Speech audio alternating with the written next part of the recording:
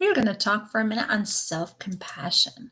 A lot of people who are very in their empaths, dealing with narcissists or any different way, we don't always step up for ourselves, and we don't always have self-compassion. So let's take a minute and talk about self-compassion.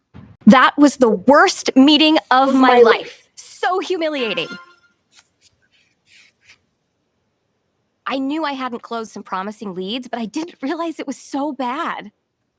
You were in the middle of your team based on your sales numbers. Yes, it was excruciating. What was going through your mind during the meeting? What's wrong with you? They could do it. Why couldn't you? You're so incompetent. Everyone sees that you're just not good enough. That was harsh. It seems your inner critic was right there with you. Indeed. What did you do afterwards? I couldn't focus on anything. I browsed online for a few hours trying to feel better, but I couldn't. And then I forgot Sam was away on a business trip. So even though it was a Tuesday, he couldn't pick up Noah from daycare like he usually does.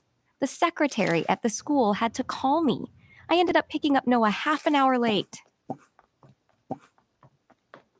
I barely slept that night, and I still can't stop thinking about it. Ugh. Okay, let's work on making moments like these easier to go through. There's no way not to feel awful about this. What happened was upsetting, for sure. But then it seems you started judging and criticizing yourself. That only adds to the upset and makes us feel worse. Well, I'd better learn my lesson so I don't screw up again.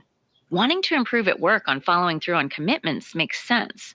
But judging and criticizing yourself may not be the best way to get there. What do you mean? After making a mistake like forgetting Noah's pickup, one option is to blame and judge and criticize ourselves. That's what I do. Right. How did you feel when you thought, you're a failure? Bad? Ashamed? Making such global, judgmental interpretations communicates to ourselves that we're not meeting the bar, we're not worthy as people. That leads to intense shame, which is a very painful emotion. Sometimes shame can feel worse than physical pain. Why do we feel that way? I hate it. We can't change the essence of who we are. So if we think that's where the problem is, there's nothing we can do to make things better. So we feel stuck. Yes, being stuck on scolding and judging ourselves often means avoiding focusing on what's right in front of us that we can solve or make better. I don't think I avoided anything after my meeting. Oh, wait, was browsing online avoidance? Sure sounds like it. Any urges to walk away from work? How do you know? I wanted to leave early and go home, but I felt embarrassed to leave. I'm glad you stayed. Leaving communicates to ourselves that we can't cope and can bring more hopelessness and shame later. Well, what should I do then? Take a self-compassion path after making a mistake. Here's the trick. Try a different perspective. Imagine seeing the situation through the eyes of your best friend. Eliza.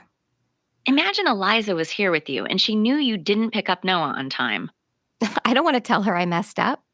You don't have to, though telling her in real life might help. How? Shame goes down when we share what happened with a trusted and supported person who cares about us. So how would she view the situation?